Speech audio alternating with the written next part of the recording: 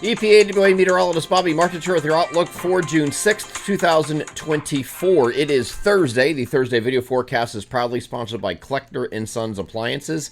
Family-owned and operated Kleckner & Sons have been serving the greater Lehigh Valley region since 1945. Kleckner & Sons are here to serve your appliance needs at two convenient locations in the Lehigh Valley, 2177 MacArthur Road in Whitehall and 575 Chestnut Street in Emmaus. The leader in sales and service prides itself in providing outstanding continuous customer service from the moment the customer steps through the door. Kleckner's provides a wide range of name brand appliances and parts to target all of your appliance needs. They also offer professional delivery and installation options as well as repair services performed by qualified in-house technicians. From kitchen renovations to small specialty appliances to a new laundry repair, Kleckner's has you covered. For more information or inquiries, please visit one of their showroom locations or check out their website at klecknerandsons.com or give them a call at the phone number above me here in the video, 610-433-4202. Experience a small business difference for yourself. Shop at Kleckner & Sons Appliances, proud sponsor of the Thursday video forecast. So yesterday, we had a warm front move through, last evening anyway. We had those some showers and thunderstorms. Some locally heavy rainfall in a few areas. Other areas had minimal rain, but it was still rain that was needed. We're actually falling behind again. I know we had so much rain, and we were tired of the rain, going all the way up until the first half of May. The stretch from April through at least the first half of May was very wet, and we were getting tired of the rain, especially at the weekends.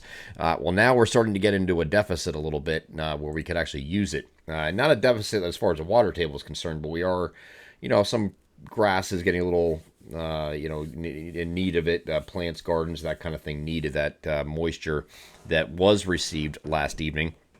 So that warm front is now off to the north and east. The driving area low pressure is still going to be is very broad area low pressure that's over the Great Lakes here. It's the upper level low associated with this. There was a cold front extended down here like this. The warm front is out here this morning. This cold front is going to move through the region.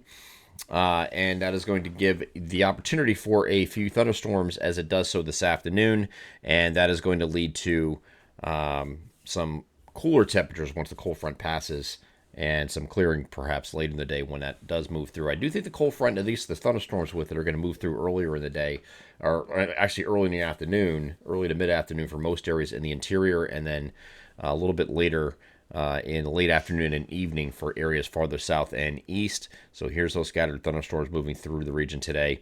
This isn't going to be a widespread singular line coming through type deal. As we get over the high resolution rapid refresh, I'm using this because it's really this really covers most of what I think is going to end up happening with this. As far as the precipitation, this is actually doing the 15-minute intervals on the high-resolution rapid refresh. The time is the upper right-hand corner, but it's going to go in 15-minute increments as I move forward instead of every hour like I did with the 3-kilometer NAM typically that I use in the videos.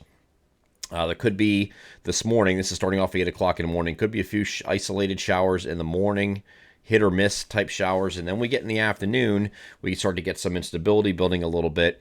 And the front provides some extra lift. There could be some pop-up thunderstorms here that could be on the stronger side as well. I'll get to that in a second, with some gusty winds, and that will move into New Jersey. So these are just these are hit or miss. So not everywhere is going to see this activity here in the afternoon. But as we go further deeper in the afternoon, we will have areas farther south getting into this. I'll move this over the NAM at this point because I want to show you what it does after that point. It's pretty much doing the same thing.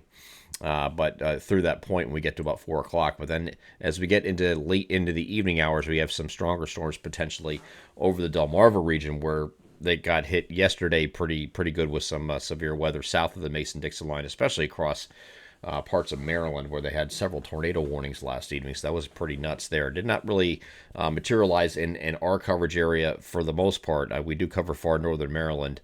But these tornadoes were a little bit further south in areas where we don't cover all the way down to Baltimore, just west of there. Actually, they had a tornado report just west of Baltimore by about 30 or 40 miles or so.